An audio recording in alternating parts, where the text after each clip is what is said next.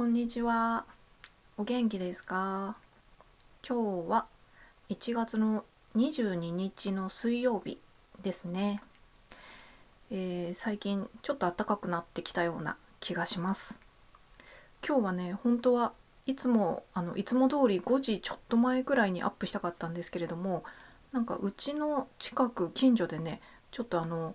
どっかのお家が改装かなんかでずっとなんか工事の音がうるさくて、黄色いヤンマーがずっと頑張ってて結構ここ数日そうなんですけれども、なんか日によっては2時とか3時ぐらいにこのヤンマーおとなしくなるんで、今日もそうなるかなって思ってたら、5時過ぎぐらいまでねヤンマーが頑張ってたんで、なんかね動画がアップできなかったっていうか、喋れるタイミングがなかったっていう感じです。で、夕方からねちょっとスーパーに行っちゃったりとかしたんで、今日はねアップするのが少し夜になってしまいました。別に水曜日とかだからね、中日なのでアップしなくてもいいかなと思ってたんですけれども、なんとなく今日は朝から今日はアップしようって思っちゃってたから、なんか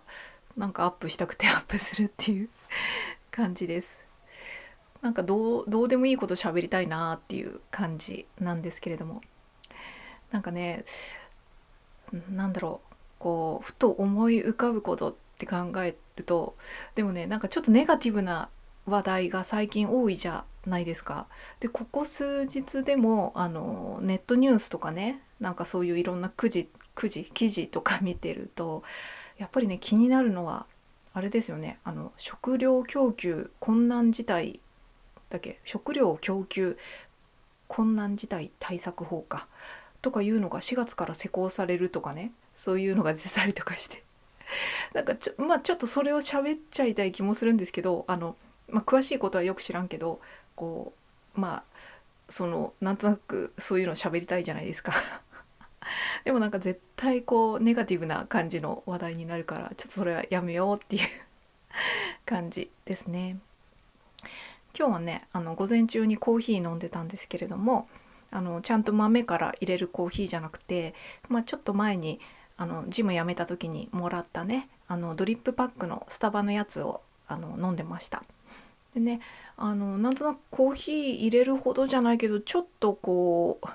コーヒーでドーピングしたいなとか、ちょっとなんかパッと飲みたいなっていう時に便利に使わせていただいてるんですけれども、すごく便利なんですよね、やっぱり。ただね、もちろん味に関しては、普通のちゃんと豆からひいて入れるコーヒーとは当たり前なんですけども、全然違うなとは思ってるんですけれども、それでもね、やっぱこう何回か飲んでみて気づいたのは、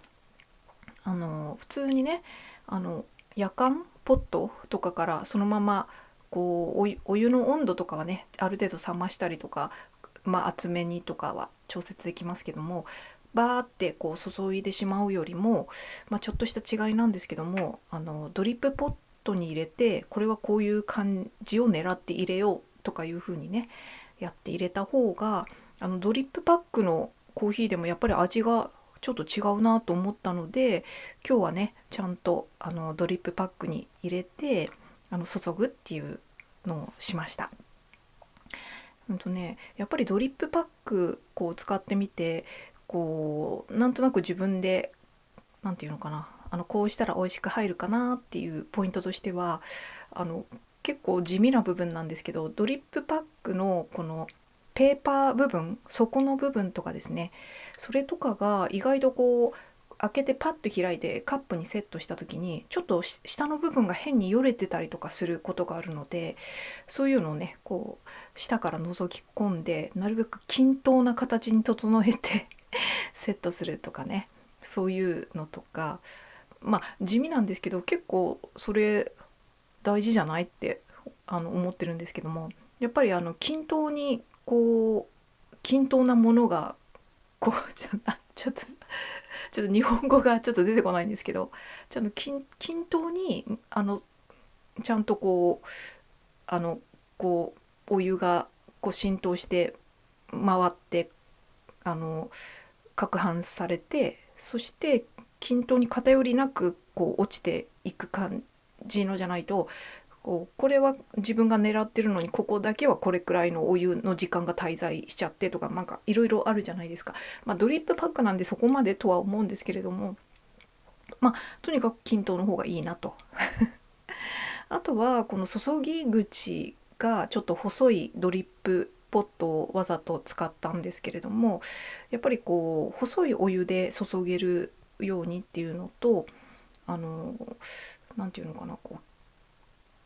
ドリップポットのサイド部分をさーっとお湯が抜けてっちゃわないように、うまい具合に粉のこの外側から5センチじゃないな、5ミリぐらいのところにお湯が落ちる感覚で、ちょっとなんていうのかな、お湯も真下じゃなくて、若干斜めにして攪拌するようにして何せ粒度がすごい細かいやつなんで、そういう感じにするのがいいかなってちょっと私的に思って入れたりとかしたんですけども、まあいいや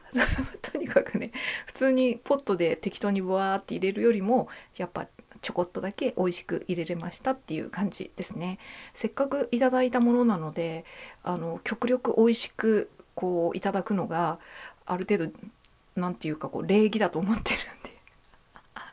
そうそう、そんな感じで今日もお手軽に一杯コーヒーが飲めて、ちょっとハッピーな気分になりましたと。だからちょっとしょぼい話しかちょっとできなくてすいませんっていう感じなんですけど、なんだろう、あとね、今日はね、ちょっと一段落というか、自分がやってるタスクがね一段落ついたので、また結構だいたい2週間に一遍ぐらい一段落するんですけど、目標を設定してる部分がね。だからぶっちゃけ今年に入ってから初の一段落なので、なんだかんだやっとね、今日はほっとちょっと休める気分になりました。それでね、今日は結構いろいろ、なんていうのかな、なんか気持ちを整えてというか、一回ね追われてるといいアイディアも出ないというか、いい動きっていうのはできないと思うので、なんかね、昨日の夜寝る前に20分くらい瞑想とかもしてましたね。瞑想って瞑想あっち瞑想の方です。座禅とか組んでの瞑想の方ですね、をしたりとかしてました。やっぱりね、自分で何かしなければいけないとかいう感じで追われてやってるとね、どうしてもその内容がただのルーチンになってしまうというか、ただの労働として疲れてればやってる気分になってるみたいなね、そういう甘いところが出てくるので、自分めっちゃ疲れてるからめっちゃ頑張ってるみたいなね、それは良くないと思ってなんかきちんと考えて、なんていうのかな、意味のあることとかというか、ちゃんと成果が出るように考えて、じっと止まってそれに向き合うのが大事だなと思って、昨日瞑想とかしてました。ちょっと瞑想をね習慣にした方がいいかもしれないってちょっと思いましたね。やっぱりがむしゃらにというか、何も考えずにいわゆる脳死状態でただただ体が疲れることをやったから自分は頑張ってるぞみたいな感じだと、ちょっとね逆に怠惰だと思うので、ちょっと勇気はいりますが、しっかり体は休める時は休めて、ちゃんと脳みそをね一旦きれいにして、ちゃんと効率よく良い動きができるようにしなきゃななんて思ったりとかしましたね。で、あとね、今日は気分転換にちょっと今年に入ってからこの2025年どんな感じにしようかなってちゃんと考えたことがなかったんで、なんていうのかな、2025年のこうしよう的なリストをね自分でちょっと書き出したりとかしました。目標とかっていうよりね、なんていうんだろう、目標でもあり願望でもあり、こうしよっかなっていうなんとなく思いついた予定でもありっていうのをね、ただ書き出すっていう感じなんですけれども、そういうのを書き出すことによってね、なんとなくもやっとかぼやっとかふわっとかしてるものを言語化することによってね、ある程度目で見て外に出したことでさらに再認識するっていうのもあると思うし、そこから気づくっていうこともあると思うし、数ヶ月後見た時にっていう風になんか気づくっていうこともあると思うんで、とりあえずね、なんていうのかな、この頭の整理も兼ねて、2025年の展望というか願望というか予想というか目標というか、そういうのをちょっと書き出したりとかしてましたね。で、そうね、もうお正月とかあっという間に過ぎちゃいましたけれども、お正月特にね、おせち料理とか全然食べてないんですけれども、お正月だから特別にっていう風にこうした食べ物っていうか食べ物かとしてはね、私はスーパーで買ってきたスーパーで売ってるピザを買って食べたっていうのがね結構特別なことなんですけど、普通にスーパーのチルドコーナーで売ってる冷蔵ピザとかですね、もうこう温めるだけのやつですね。それを買ってきて、なんだったっけ、伊藤ハムとかそういうメーカーのこうピザのやつ、すごいほんと300何十円とかそういう安いやつで、なんだろ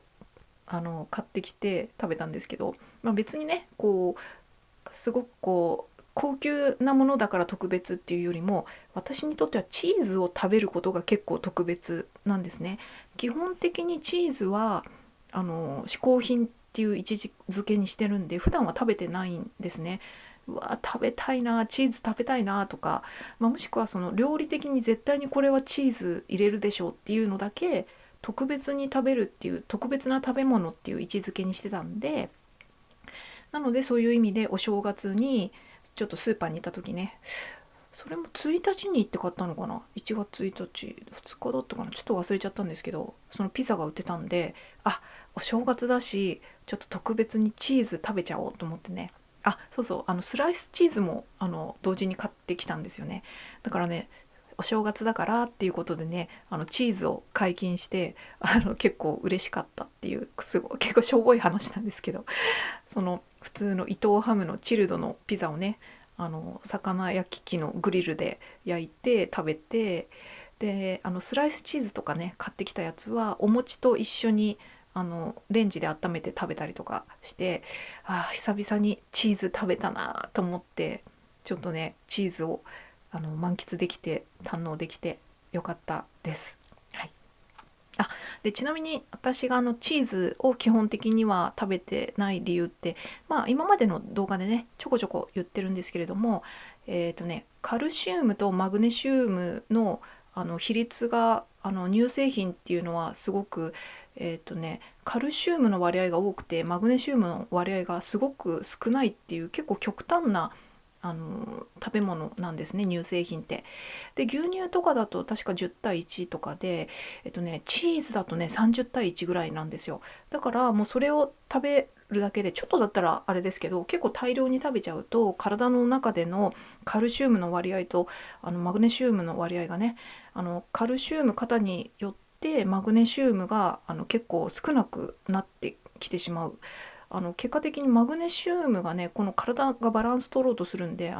マグネシウム不足になってしまうんですよね、体が。で結局それが何につながるかっていうと、マグネシウムっていうのは筋肉とかを緩める作用があるので、めっちゃ大雑把に言うと、で逆にカルシウムは筋肉とか収縮させる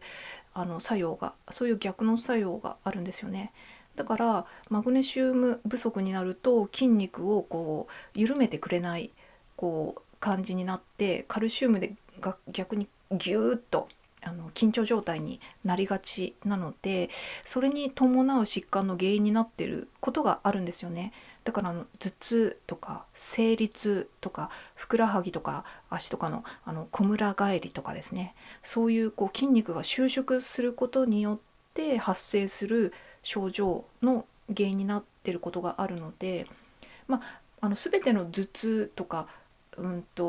生理痛とかがもちろんそれが原因じゃなくて、それ以外の要因ももちろんあるんですけども、私の場合は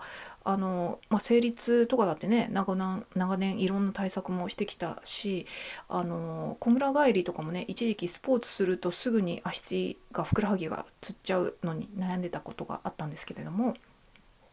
でマグネシウムが大事っていうのは知ってたんで、マグネシウムの食品とかは取ったりとかしてたんですけども、あんまり良くなんなくって、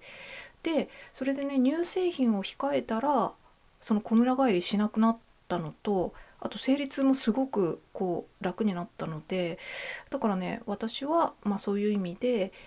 乳製品、特にチーズを控えるようにはしてますっていう話ですね。うんうん。でいや、ちょっと話がまだちょっとそっちにどんどん行っちゃったんですけども、何が言いたかったんだっけな。そんな感じですね。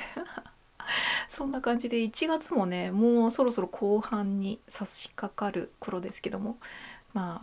世の中の皆さんはどんな感じで過ごしてんのかなと思って、もうあっという間に2025年に馴染んじゃったのかなと、今年はどんな年にしたいのかなみたいな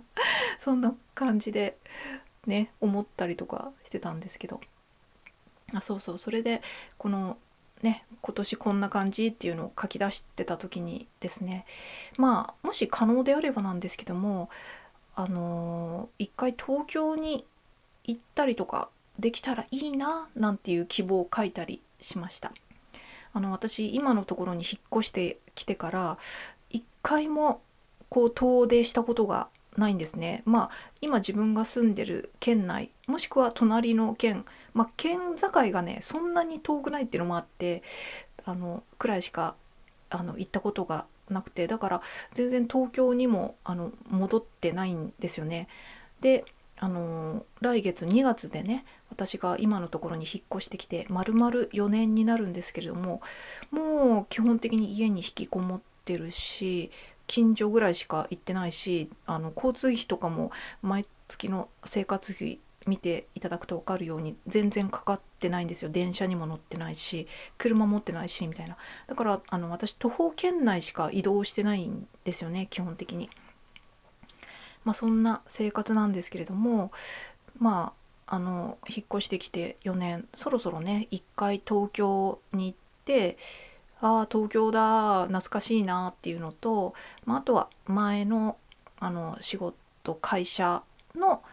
同僚だった人たちのねちょっと顔を見たいなっていうのと、あとは東京のねいろんなカフェとかね、コーヒー系のお店をちょっといくつか目星をつけて回りたいなと。多分4年間のうちに新しくできたところもあるだろうし、自分がよく行ってたところも行きたいしっていう感じですね。何をするってわけじゃないんですけど、久々にちょっと一回東京に行って、だから前の同僚とかね友達とかにちょっと会ったりとかしてっていうのはしたいかなって、4年ぶりにねっていうふうには思ったりとかしてます。それもね私が、いわゆる人並みに収入が得れるぐらいの状況になったら、この4年間でね減ってしまった貯金が戻ったらとか言ってたら、いつになるのか分かんないので、それはもう全然いいとして、毎月14万くらいね平均的に稼げるようになったら、こう東京とかにもね行ってもいいんじゃないかっていうふうになんとなく思ってたので、逆にね毎月14万稼いでないと要は貯金がどんどんマイナスになってくるんですよ。だから毎月だいたいなんやかんやで生活費プラスちょっと他にもこう減っちゃってる分、なんていうんだ、生活費とは別にねちょっとかかってるお金もあるので、毎月貯金は14万くらい減ってってるんですけれども、だからそれと同額ちゃんと収入が得れる状態になって貯金が減っていく、私のライフポイントが減っていくのが食い止められる、こうプラマイゼロの状態まで達成したら、私の目安は14万なんですけれども、東京に一回戻ってね、こうちょっと一回ねこんな感じかっていうのを見てまたっていうのを希望してますっていう感じですね。あとね私もねもうアラフィフって呼ばれる年齢になってきたわけなんですけれども、やっぱりね会える時に人に会っとかないとお互いなんですけども、私も相手もいつ何があるのか分かんないよなっていう風な気持ちもあって、そうそう、だから自分にとっての友人とかね、そういう人とかはこう会いたいなっていう気持ちはありますね。それでちょっともう一つ思い出したんですけども、毎年年賀状を送ってくれる友達がいるんですね。全然普段本当に1年に1回も LINE とかねやり取りしない友達なんですけど、年賀状だけ送ってくれる方とかいるじゃないですか。でお互い全然こう疎遠になったというか、自然に疎遠になるもんじゃないですか。そうそう。だからその友達ともね、なんだろう、今年も年賀状を送ってくれたんだけれども、その年賀状にね、こう年賀状に一言なんか書いたりするじゃないですか。うちの子が何歳になりましたとか、何人目が生まれましたとか、そういうの書くじゃないですか。で今年書かれてたのがなんか乳がんの治療頑張ってますって書かれてたんですね。それでと思って、その今乳がんになっちゃったんだと思って、ちょっとこう内心こう驚いて、そうそう。だから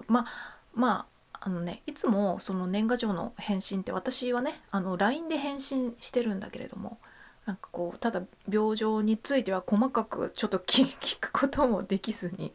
なんかなんだろう、頑張ってねっていうのもなんか嫌だし、なんか結構なんて返信するのか考えちゃって、いろいろ考えた末に、なんかこうなんか返信したんですけど、でもねそういうのを思うと、症状がどれくらいなのかわからないけれども、その友達もねこう病気になったりとかするんだったら、こうやっぱりね会いたいなって思ったんですよね。そうそう。その友達はねその子だけじゃなくて何人か仲のいい友達、なんか複数人で一緒に仲良くなったみたいな感じなんですよね。っていうのも私がこう20代の後半くらいに行ったこのニュージーランドでワーホリで転々としてた時のあるこうバックパッカーズで出会った日本人の女の子がいたんですよね。でその時いた女の子で1、2、3、4、5人か、5人くらいがそこで仲良くなったんですよ。でその時私もお金が結構尽きかけてて、ちょっと金がないっていうことで、そこのこうバックパッカーズでエクスチェンジの仕事させてもらったんですよね。金がなくなっちゃって。エクスチェンジっていうのはあのフリーベッドフリーフードの代わりにそこでのお仕事しますよって、住み込みでここで滞在する代わりにお金かけずにご飯と寝るところが供給されますよみたいなところでそうそう。それでねちょっと1ヶ月くらいかな、そこにいたの、仲良くなったんですけれども、そうそう。本当はね私そこに来る前にちょっと困ってたところを、その現地で出会ったおっさんにこうタダでねそこん家にね泊めさせてもらって、毎日ビールとかね食事とかをタダですんげえご馳走してもらってて、あのおっさん一人じゃないですよ、ちゃんと奥さんもいて、その夫婦に私めちゃめちゃもてなされてて、なんかこう逆に申し訳なくなって、ただ飯でそんなにこう毎日ビールとかご馳走とかしてもらって、なんかこうそうそう。だからその近所にあったそのバックパッカーズにちょっと移り住んで、たまにそのおっさんとかその奥さんのところにこうハローっつって私元気よみたいな感じで行ってっていう感じをしてたんですけど、いいや、また話がそれた。とにかくそこで5人くらい仲良くなった日本人の女の子がいて、それで私もこう1ヶ月弱ぐらいかな、そこで働いて、でまたちょっと転々としたんですだけど、その時仲良くなった5人の、私含めて5人の女の子とかで、そのうちの4人くらいがね結構こう日本に帰ってきてからもこう仲良くしてて、こうそれぞれね名古屋とか大阪とかね静岡とか、私は東京とか、そういう感じでバラバラに住んでたんだけど、で今回こう乳がんになっちゃったっていう友達の結婚式にはねこうみんなで呼ばれて行ったりとかして、そうそうだけどねこうお互い住んでるとこも遠いし、お互いがお互いこう、ちょうどねこの30になるぐらいの年だったからね仕事に関してもこういろいろこう忙しくというかね、人生が忙しくなる時期じゃないですか。そうそうなのでなかなかこう会う機会もなくてっていう感じになっちゃってたんですけども、1回ぐらいこのアラフィフになった我々が1回ぐらい集合してもいいんじゃないかって思ったりとか思ってね。だから本当に年に1回も連絡取ってないくらいですね。その毎年この年賀状送れるその友達以外の友達は年に1回も連絡取らない。でも別にだからといってこうお互い嫌な感じで別れてるとか言うんじゃなくて、どっかで生きてんだろうなくらいな感じ。そうそうだけどねなんかこうやっぱりこのまま会わずに死んでしまうより死んでしまうよりっていうか私がこのまま90歳とかになってなんとなくこうでもなんか1回ぐらいあったら面白いじゃないですか。なんかお互いおばはんになっててちょっとお互いクソババアになったんじゃねみたいな感じで話すのもちょっと楽しいじゃないですか。そうそうだからそういうね友人とか普段は連絡を取らないもう何年も連絡を取ってない友人にもちょっと会ったりしたら楽しいなっていうねあの思ったりとかしましたね。別に今年じゃなくてもいいんだけどなんかいつか会いたいなっていうふうに思いましたね。ただそういう行動がちょっと取れるのも私の今の生活がっていうか私自身がちゃんと人並みの生活に立ち直ってからじゃないとちょっとね難しいかなっていう気はしているので焦らずにねいつか会いたいなっていうこう気持ちが生まれただけでも OK みたいな感じですね。そうそうまたちょっと自分の思い出話みたいになっちゃってこうあんまりねこう自分と関係ないこととかをなんとなく話したいとは思ってるんですけどこう一人で喋ってるとね自分のことしかちょっとネタないじゃないですか。困るんですよね。だからちょっとね今日の午前中とかねガールズチャンネルとかをちょっとね検索したりとかしてたんですけどなんかいいネタがあったらねそれを喋ればいいかなとか思って意外となくってで他のね2チャンネル系の板とかもねこうちょっと覗いてみたりとかしたんですけれども結構ねガールズじゃなくてねこう普通の2チャン系の板とかだとねどうしてもね下ネタっぽい話題がたくさん入ってくるんでね結構ね喋りにくいっていうのがあるのでなんやかんやでガールズチャンネルの方がこういうところでは喋りやすいかもなーなんて思ったりとかしましたね。そうそう今日はね久々にシャワーじゃなくて湯船に浸かろうと思ってるんですよね。自分のタスクもね一段落昨日の夜にしたところなので、今日は疲れをしっかりととってっていうことでね結構恒例でこう自分がここまでいつまでにやるぞっていうタスクが終わった時に入浴剤を入れてしっかりと疲れを取るっていうのが恒例になってるのでだから月に2回くらいかなこのお風呂に入るのちゃんとね入浴剤をこういいのがあったら最近買うようにしてるんですけども、今回はねバブですね。この前ちょっとスーパー行った時バブ売っててバブかと思ってしかも安いと思って50円弱ぐらいで売ってたんですよ。42円とかそんな感じだったかな。結構ね他の入浴剤1個買うとねだいたい100円から150円とかするんですよね。そうそうなのでバブ安いなと思ってね2個買っちゃいました。今日はねこのバブで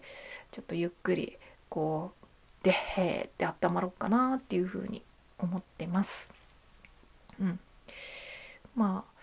そんな感じでそんな感じですかね。なんかこうもうちょっと面白いこと喋りたかったんですけどなんかね本当になんかね私もただの一般の人なんで言うネタが喋るネタがないんですよね。そうだな今日お味噌汁とか飲む時そうね、最近お味噌汁を作っても飲むんですけれども、結構こう自分でこうインスタント味噌汁自分でインスタント味噌汁っていうの変だな。お椀の中に味噌とか乾燥わかめとかを入れて、ただお湯を注ぐだけっていう、あのその即席お味噌汁みたいのが私結構最近好きなんですよ。自分でこうお鍋で作っちゃうと最初の一杯は美味しいんですけれども、どうしてもねすぐ味噌の風味がこうなくなっちゃって、2杯目くらいから美味しくなくなっちゃうんですよね。なんだったら出来たて直後じゃないと美味しくないくらい、美味しくないはちょっと言い過ぎなんですけど、味噌の風味があのやっぱりねあれなんですよ。なので結構即席味噌汁が好きで、私がいつも作ってるのはあの乾燥わかめとネギを刻んだやつとかをね、タッパーとかにこ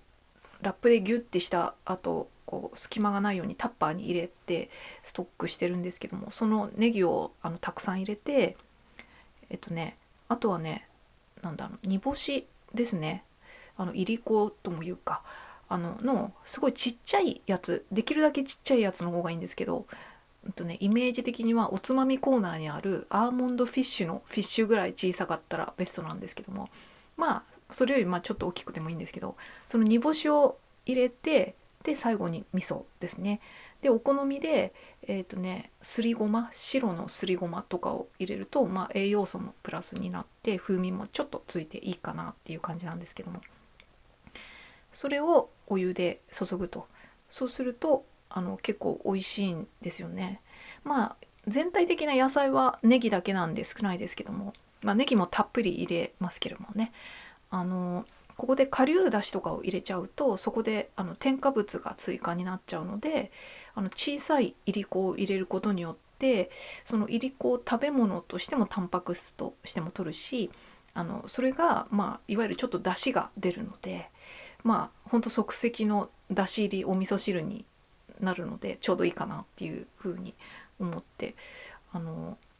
そういう即席お味噌汁を飲むと味噌の風味がすごくして、それはそれで美味しくて結構好きっていう話なんですけど、別にオチはないんですけど、毎回作るより一人暮らしとかでね、一人分とかだとおすすめですね。よく味噌玉作っとくと楽だよっていう話もあるんですけども、やっぱり味噌玉ってね、顆粒だしとかを入れたりするじゃないですか。顆粒だし入れない場合とかも、お味噌でのこのだし入りお味噌とか使ったりすると思うんですけれども、やっぱりね結局そういうの添加物が入ってたりとかするので、そうそう、なのでね、お味噌はなるべく大豆と米麹とか麦麹とかね、その2種類だけで作られてるお味噌にしたいのでね、っていう添加物とかを少なくして、さらにいりこでタンパク質も取るというそうそう、そんな感じでございますなんだろう、そんな感じでございましたちょっとね、もう喋ることなくなったんで、これくらいにしておきますね。ということで、それではまた。